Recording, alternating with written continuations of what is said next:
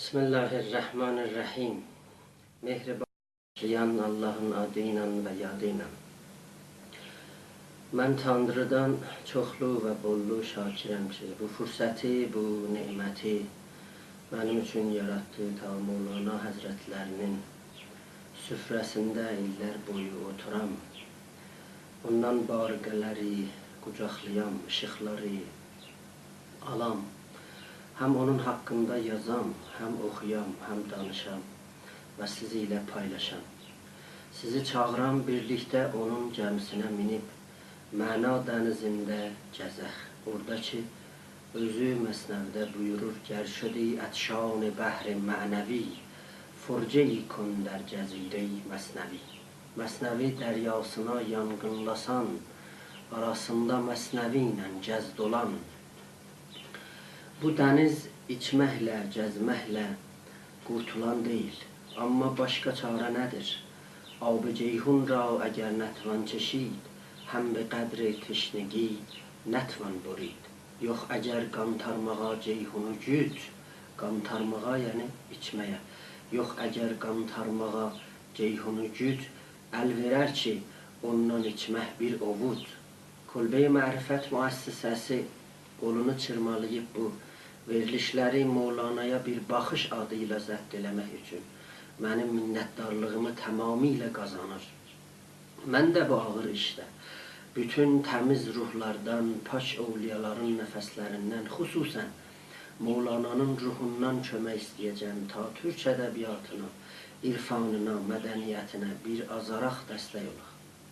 Həqiqətlə Mevlana Allaha bir məşuq kimi baxır. گفت معشوقم تو بودستی نعم لیک کار از کار خیزد در جهان seniydin eşkim mənim o aldanış törənər dünyada lakin işdən iş. Muhammed Həzrətlərinə peyğəmbərlikdən əlavə bir həq vəli kimi baxıb. O ona Allahın üzü və çullah kimi baxır. Əlini məna göyünə uzaldıb, ovuşlayıb istəyənlərə məna gətirib və bağışlayıb. Çün Muhammed pak şod zin nar و دود هر کجا رو کرد و çollah بود. Narla duddan silindi çün nəbi gördü və çollahi daim gözləri. Ey Rəsul ma to cadu نیستی صادقی هم خرقه موسیستی. Sən deyilsən sevgilim olsun edən, doğrusan bir dünyada doğrusan, bir dondasan Musa ilə. Qur'an məktəbinin şagirdi olub, Musa əsası kimi ona dayanıb. Həst Qur'an mərtura həmçün əsa, kufrha ra در کشد çün ejdeha. Oldu Qur'anın əlində bir əsa, küfrü hər donda hopan bir ejdeha. Özü də heç zaman qüssələnmədi, şənlikdən, şadlıqdan əl üzmədi. Baxmayaraq deyirdi, در غم ما روزها بیگاه شد روزها با سوزها همراه شد. Qüssəmizdən qərnilər qaldı mələr, suzla birləşdi aylar, həftələr.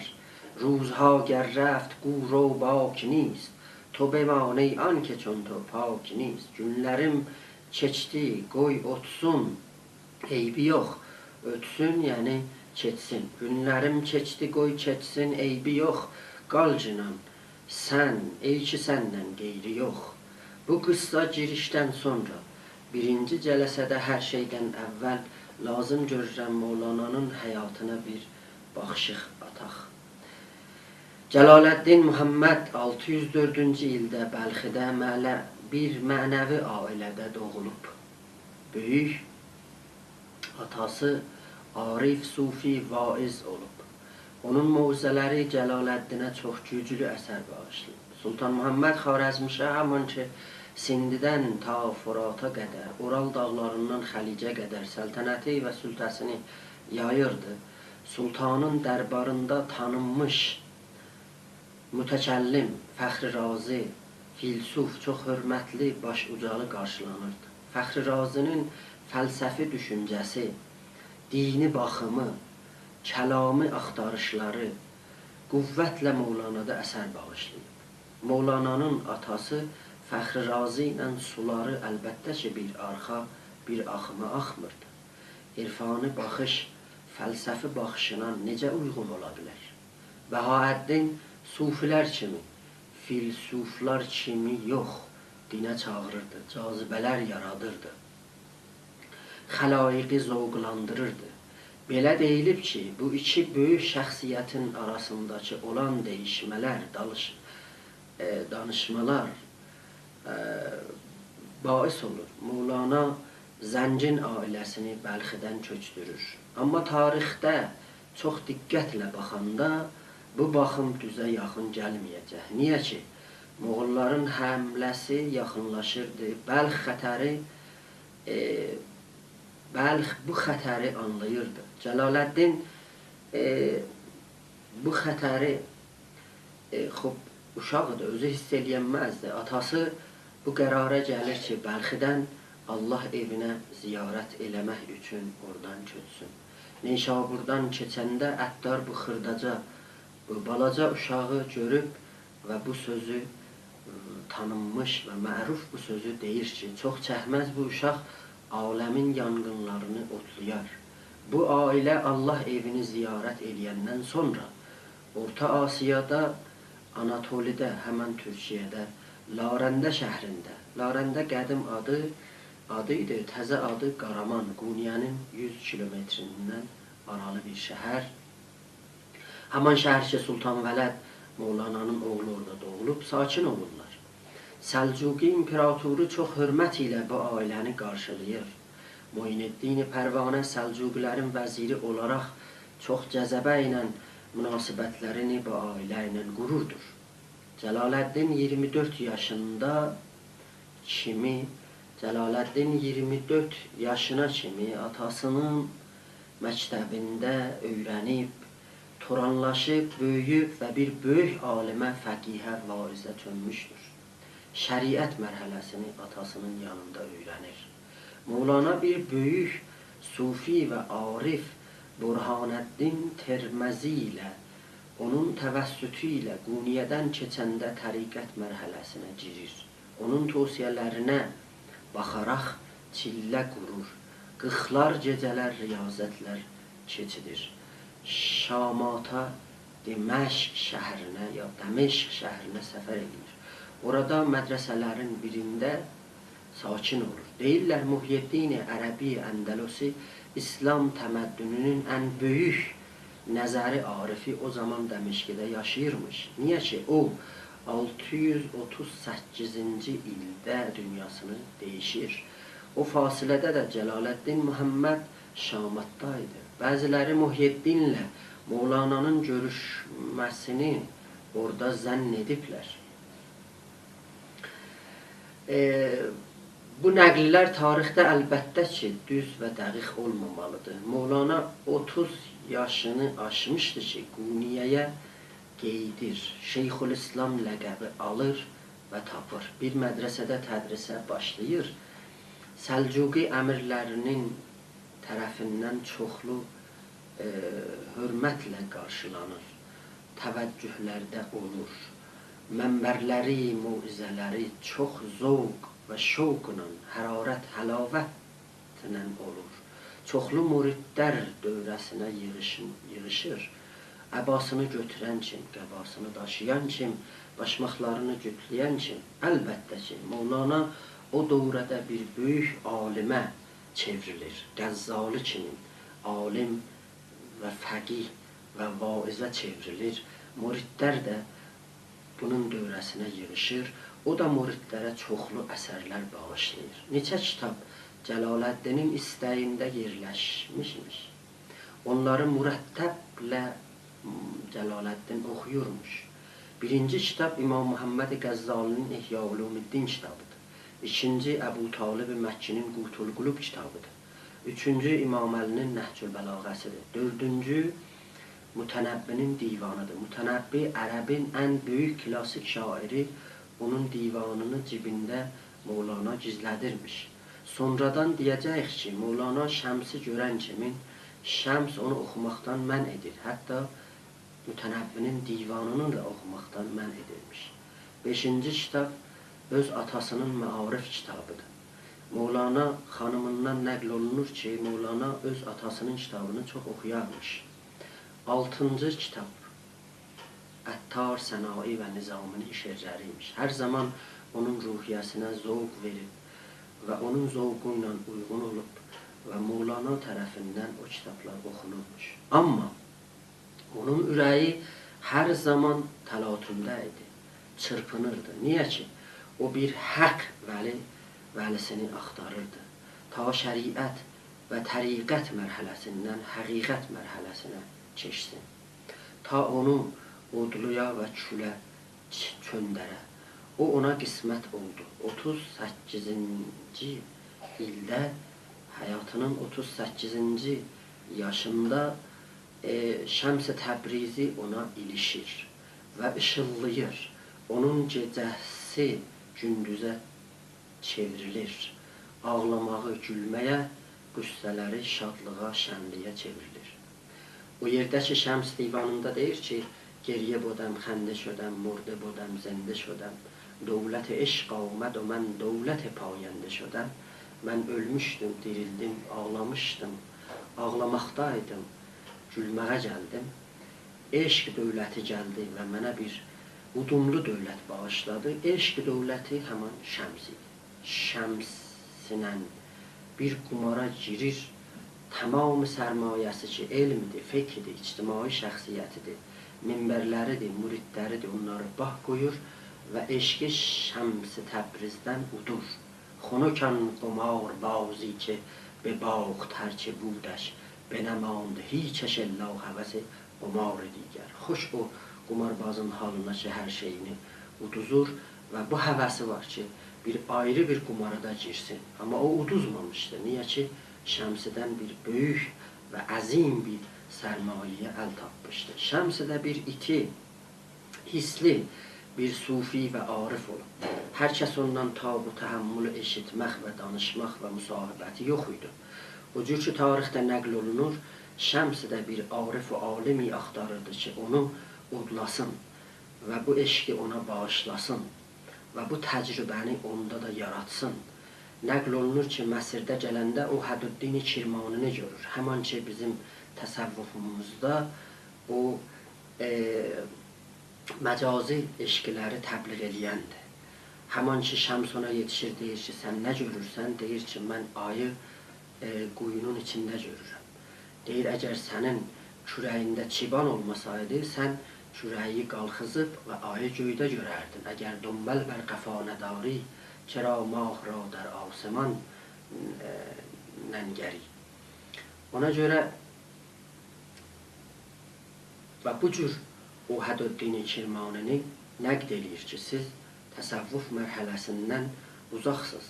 Siz əgər deyirsiniz ki, əl-məcazu qəntərətul həqiqə, məcaz bir xırdaca körpüdür ki, bizi həqiqətə çatdırsın, siz eləyə bilərsiniz ki, 6 aylıq uşaqda da son əsərlərini, afəriniş əsərlərini orada da görəsiniz. O cür ki, Səadi deyir ki, muhakkik hemen bineden در ابل که در خوبرویان چین و چه گل چرا طفل 6 روزه هوشش نبرد که در صون دیدن چه بالا چه خور ز من پرس فرسوده روزگار که bər sofra həsrət bərət ruzədar.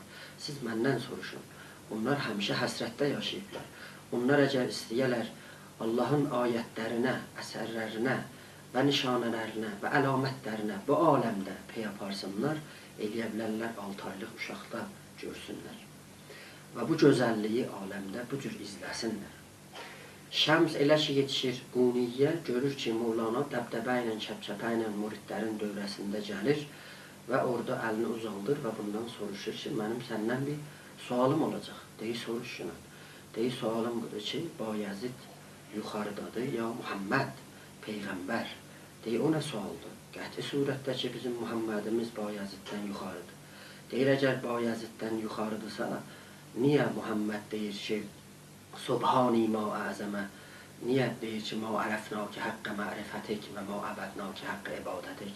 Xudaya, biz o cür ki, sən layiqsən, səni tanımamışıq. O cür ki, sən layiqsən, biz səni ibadət eləməmişik.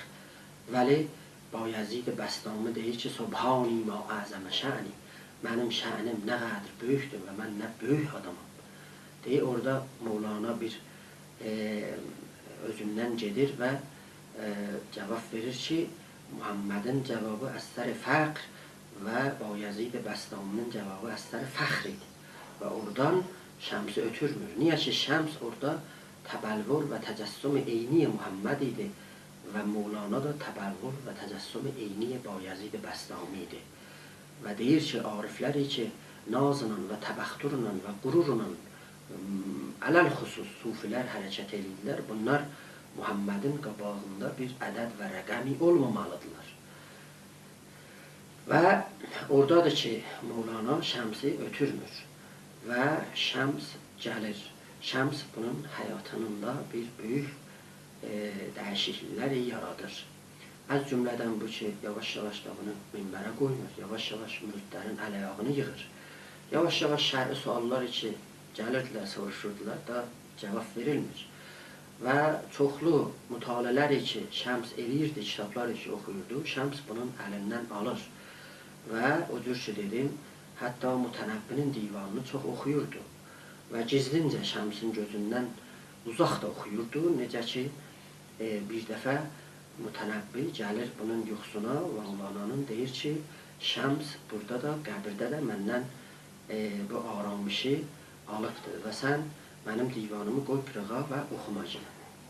Şəms bir xatir bu ki, müridlər buna hisadət eləyir, Qunyədə qalanmır və Qunyədən məcbur olur köçsün. Bir dəfə köçür və gedir və Mevlana oğlunu Sultan Bələdi göndərir ki, berəvidə-i hərifan bəkəşidim, yar-ı mara be mən آورید آن صنم گریزپا را به بهانه‌های شیرین به ترانه‌های زرین بکشید آن مه خوب خوش لقا را وگر او به وعده گوید که دم دگر بیایم همه وعده مکر باشد بفریبد o şuma را. Bu qəzəli yazır və oxuyur və verir oğlunun əlinə, deyir ki, get Şəmsi tap və götür gətir Quniyə və bu gedir və bir dəfə də tapır və gətir. Gətirən kimin ağ zənid rah-ravin ki nigar mirəsəd, müjdə dəyid bağ-ravin ki bəhar mirəsəd. Çoxlu qəzəllər ki, münasibət Şəmsin Quniyə girməsinə Mevlana deyir və Şəms divanında biz onu tapa bilərik. Hər halda Şəms gəlir və da bu qalmağı çox davam eləmir Qunyədə. Niyə ki, Əl-Zahir o cür ki, tarixdə gəlibdir. Mevlananın bir dənə də oğlu müxaliflərə qatışır və bu hesadət eləyən müridlərə də neyniyir? Qatışır və təslim tuturlar ki, Şəmsi öldürsünlər. Hətta nəql olunur ki, Şəms orada ölünübdür. Və hətta nəql olunur ki, Şəms orada qeyb olubdur. Və bu nəql olunubdur ki, Şəms Qunyədən köçür. Mevlana ömrünün axır ləhzələrinə kimi heç vaxt inanmır ki, Şəms ölübdür. Və Şəmsin qeyb olmağına mütəqid olur.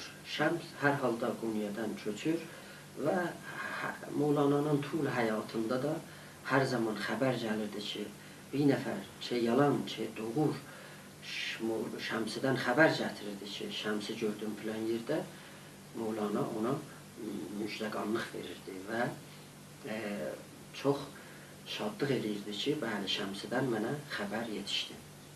Biz Şəmsin barəsində yenə də cələsatımızda danışmalıyıq. Amma iki dənə məruf kitab Pilli-Pilli ta Mülaqat-ı Xuda ki, Əbdülhüseyn Zərrunkub bu zəminədə yazıb, Qumar Aşıqanə ki, Döktür Suruşdandır. Bu barədə biz eləyə bildik bu kitablara baxaq. Hər halda Mevlana Cəlaluddin Fars ədəbiyyatında ən çox işləyən və çox şeiri olan olubdur. Hər halda qafiyənin əl-ayağına dolaşmasından sızlayıb, inciyib. O deyir, məhbub o zaman ki, məni özünə sarı çəkir, huşum əldə yox, bayılmışam, mən necə qafiyə fikir edim? Necə özümə bu halətə salım ki, qafiyəni və ölçümü şeirdə rayət edim. Mevlana'nın əsərləri ibarətdir bir para namələr ki, Məkatib adındadır, Məcalis-i Məvaiz, Məsnəvi ki, bu kitab ola və Şəms divanı ki, bu kitab olsun və Fih-i Mafi. Fih-i Mafi ki, yəni حاوی همان است که در اوست Yəni o şey ki ondadır, çox sadə adla qoyulur. Bu kitab bir kitabdır ki, demək olar Məsnəvinin məğzini biz bu kitabda tapa bildik. Bu kitab vəznə və qafiyə çox müqəyyət deyil. Ona görə Mövlana ağır fikirlərini, düşüncələrini bu kitabda gətiribdir. Kitab belə başlanır.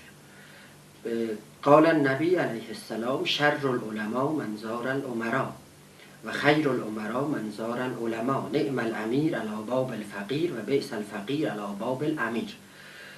Bu rivayəti Peyğəmbərlə başlayır ki, alimlərin ən pisi odur ki, əmirlərin ziyarətinə getsin, əmirlərin ən yaxşısı odur ki, alimlərin ziyarətinə getsin. Nə yaxşıdır o əmir ki, fəqirin qapısında ola, nə pisdir o fəqir ki, əmirin qapısında olsun.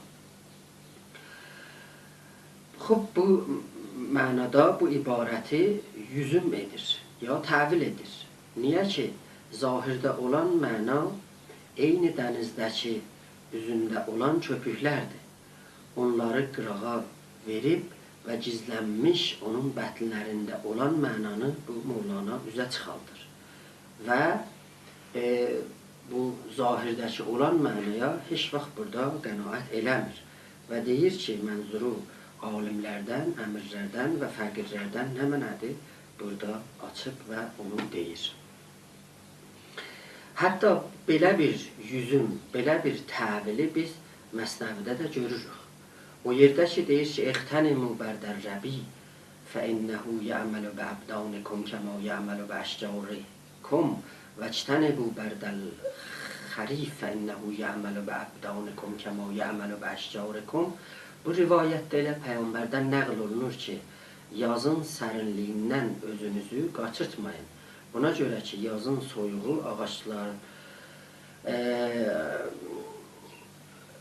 ağaçlarla o işlər işi görür, sizinlə də görür. Yəni, onları diridir və sizi də diridəcəkdir. Özünüzü gözün ya payızın soyuğundan qaçırdın. Buna görə ki, o ağaçların başına gərtibdəyi oyunu sizin də başınıza gətirəcəkdir. Necə ağaçların yarpağını tökür, payızın da soyuğu sizin bədəninizə neyniyər? Zəiflik gətirir. Yazın yeli sizin bədəninizi gücləndirər. Xub deyib, bu məna zahirdədir. گفت پیغمبر ز سرمای بهار تن مپوشانید یاران زینهار. راویان این را به ظاهر بردند هم بر آن صورت قناعت کردند. خب راویlər, müfəssirlər bunu elə həmin zahirə aparıblar.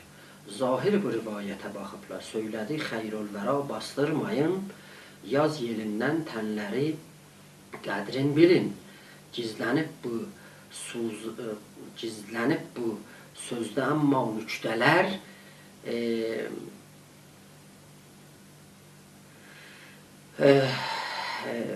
bəli, eşiyin təhcə görüblər ravilər. Bunun eşiyini təhcə ravilər görüblər. Xub, burada Mövlana bunu təvil edir. Deyir ki, yaz ibarətdir övliyanın nəfəsləri. Siz övliyanın nəfəsləri ilə heç vaxt uzaq gəzməyin. Qoyun onların nəfəsləri sizə dəysin. Payız ya göz ibarətdir təmizsiz napaşların nəfəsləri. O insanlar ki, napaşdırlar, təmiz deyirlər, onların nəfəsi dəysə sizə, o nəfəslər sizi naxoşladacaqdır. Şəms divanı demək olar ki,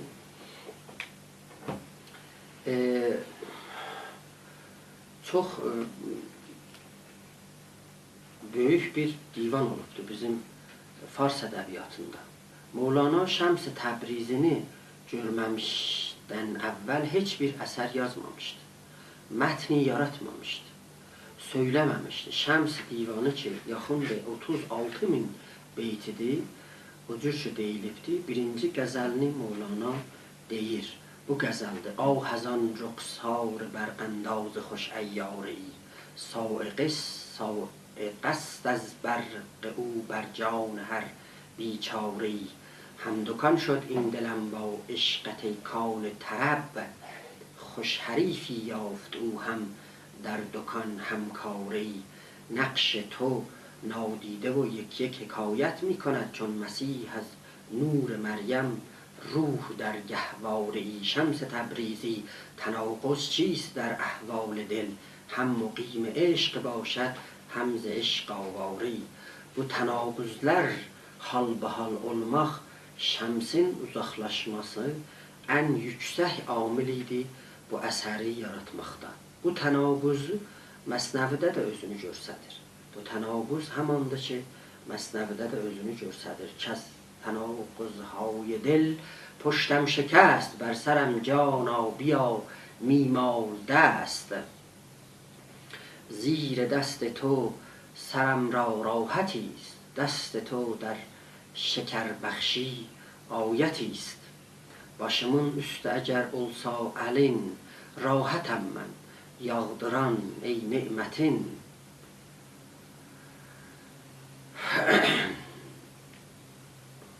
سایه خود از سر من برمدار، بیقرارم بیقرارم بیقرار.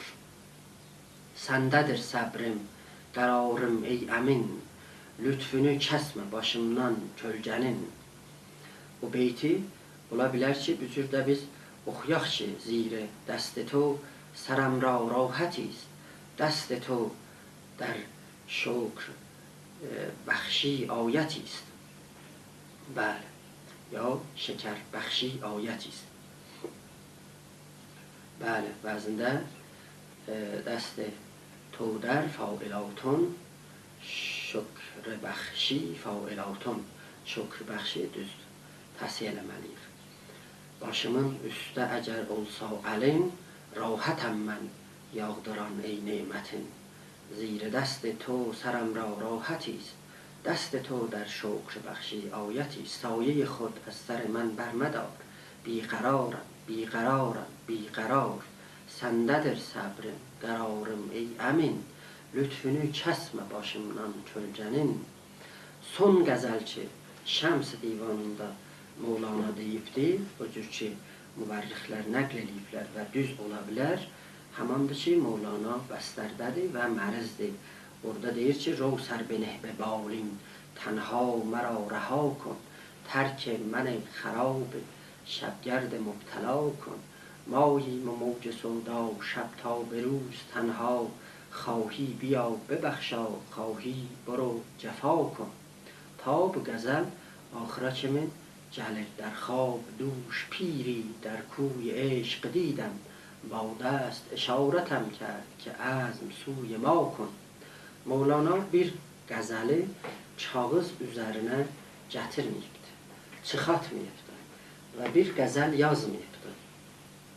Tamam bunun qəzəllərini müridlər yazıblar və kağız üstünə gətiriblər. Şəms divanını öcür ki nəql olunubdur. Xob, bir para müridləri yazırdı. Ömrünün yarısını da bir şeiri, nəsri heç vaxt Mevlana yaratmayıbdır. Bu Şəms-i Təbrizi idi ki, gəldi onun zahidlikdən, vaizlikdən, fəqihlikdən bir otlu, yanğın, əlov tutan aşiqə çevirdi. Küçələrdə səma eyləyib özündən çıxan bir arifə çevirdi. O tanınmış dörtlükdə deyir ki, میخاره بزم و باده خویم کردی، زاهد بودم ترانه گویم کردی، سجاده نشین باوقاری بودم، بازیچه کودکان کویم کردی. Sən mənim mədrəsədən meyxanaya çəkdin, şərabə bənzər elədin, zahid idim, mütrib elədin, ağır şəxsiyyətli bir alim idim, küçələrdə uşaqların oyuncağına çevrildim. Bir Hənəfi fəqih küçəbacada təranə oxuyan oldu. Şəms divanında həm güclü, həm gücsüz, həm qıssa, həm uzun qəzəllər var. 3 beyti qəzəldən ta 90 beyti qəzəllərə kimi. Şeirin vəzni misralarının ikisi də bir ölçüdə olması şairi hər zaman təngişdiribdir. Baxmayaraq bu əsrdə şeir ölçüləri, qafiyələri sındırılıb, و yerdə ki deyirستم از این بیت و غزل ای شه و سلطان ازل مفتعلون مفتعلون مفتعلون کشت مرا قافیه و مغلطه را گو همه سیلاب ببر پوست بود در خور مغز شعرا Məsnəvidə də buna tay vardı. Oradakı deyil, ləb bəndəm zin san سخن توبه آرم هر زمان 100 بار من این سخن را بعد از این مدفون کنم آن کشنده می کشد من چون کنم bu sözü mən quylaram bunu o çəkən amma çəkir bəmdən zilə üstdən aşağıya قافیه اندیشم و دلدار من گویدم مندیش جز دیدار من قافیه fikrindəyəm yarım deyir var məgər məndən sonra bir fikridə yer خوش نشین ای قافیه قافیه من قافیه دولت تویی در پیش من قافیه ardın tutan ey dilbərim قافیه sensən özün ey sərvərim حرف و صوت و گفت را بر هم زنم تا که بی این هر سه با تو دم زنم من səsi صوتu sözü vururam daşa qeyrisi sənlə qoyam ta baş başa زان که پیلم دید هندوستان به خواب از خراج امید بر ده شد خراب baş çıxartdı uyğuda hindidən pəs xaracum ma xarabə kəndidən keyfə yətin nəzmuli vəl qafiyə bə'dəma zaət usulul afiyə necə nəzm و qafiyə ola bilər vaxtı ki afiyyət rişələri aradan gedibdir xəstələndim sözlərim oldu yara qafiyə yummaq məni saldı tova macunun vahidun li fi şücun vel cununun fi cununun fi cunun deyiləm təhcə dəli qəmlər ara məni çılğınlıqlar alıblar araya çılğınlıq yəni dəlilik ey ayaz az eşq تو گشتم چو موی ماندم از قصه تو قصه من بگو ey ayaz eşqində sən yaz qissəmi mən sənin eşqində oldum tüh kimi bəs fəsanə eşq تو خواندم به جان تو مرا کفسانه گشتستم بخوان oxudum mən eşqini atdım oxu oldu əfsanə məni sən gəl oxu oxu və oxu burada cinası tammadır biri ox kaman مغز من ز عقل و هوش تهیست پس گناه من در این تخلیط چیست bəllidir huşdan mənim boşdur başım boş boğazlıqda nədir pəs günahım huşyarlıq yoxdur necə eləyə biləm ölçü saxlayam qafiyə yontuyam şeirdə rədifi gözətliyəm حفظ صورت با چنان معنای ژرف نیست ممکن جز ز سلطان شگرف در چنین مستی مراعات ادب خود نباشد ور بود باشد عجب mestiliyle yoxlanılmazdır ədəb üz əgər versə əcəb əcəbdəndir əcəb öz əgər versə əcəbdəndir əcəb nəhayət məstilikdə ədəbi saxlaşdırmaq çox çətindir Mevlana şairlərə sayaq evdə otmazdı ta qəzəl desin bir hadisə bir ittifaq onu hərəkətə salıb tərpədib səmaən rəqsə düşüb məna aləminə yapışıb yandıran qəzəlləri söyləyib məsnəvini Ürmiyəli Hüsamüddin Çələpi ilə Şəmsin qəzəllərini özgə müridlərlə xüsusən Rüknüddin Sivasiyə tapşırıb ta yazsınlar. Bu Rüknüddin həman idi ki, o qəzəlləri yaza cununa düşdü və məcnun oldu. Divan xanaya aparıldı. Bir qəzəldə Mevlana ona işarət eləyir ki, ey luliyan, یک لوله دیوانه شد تشتش فتاد از بام ما نک سوی دیوان خانه شد لولیان یعنی müridlər bu veriliş bu qədər yetər gələn verilişə qədər sizi sevən və sevilən Tanrıya tapşırır Sağ olasınız, salamat qalın.